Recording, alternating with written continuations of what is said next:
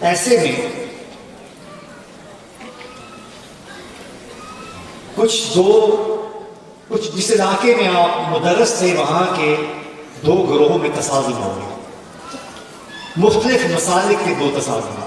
دو گروہ تھے جن میں تصادم ہو۔ فیصلہ بعد میں یہ ہوا کہ ایسا کرتے ہیں، کوئی منصف مزاج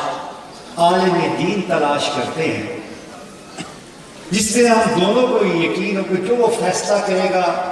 وہ مسلکی تعصب کے بغیر کرے گا اور جو حقیقی بات ہوگی وہ ہم تک پہنچائے گا، پھر دونوں مسلک کے گروہ جو ہیں اسے تسلیم کریں گے۔ لہذا جب انہوں نے ایسے عالم کی تلاش کی تو انہیں صرف اور صرف ایک ہی ہستی نظر آئی، وہ حضرت خواجہ محمد قاسم علیہ۔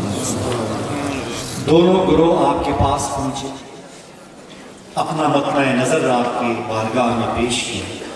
اور اب حضرت بابا جی رحمۃ اللہ علیہ نے قرآن و سنت کے مطابق ایک گروہ کے حق میں فیصلہ دے دیا، ایک مسلک کے حق میں۔ اب دوسرے مسلک نے آپ کو زہر پلایا۔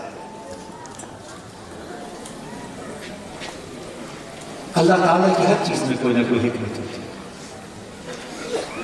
زہر پینے کے بعد آپ بے ہوش ہو گئے اور 1-2 دن آپ بے ہوش ہو گئے، اور اللہ تعالیٰ نے آپ کو اس بے ہوشی کے دوران دربار اعظم کئیاں شریف کا راستہ دکھایا اور اشارہ فرما دیا کہ تمہارا فیض اور جو تمہارا سوال ہے، جو تمہاری لگن ہے، جو تمہاری جستجو ہے، وہ تمہیں یہاں سے ملے۔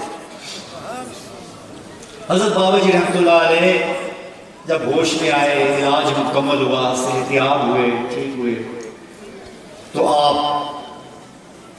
کئیاں شریف حاضر ہوئے حضرت بڑے بابا جی صاحب نظام الدین کیانی رحمۃ اللہ علیہ کی بارگاہ اقدس میں۔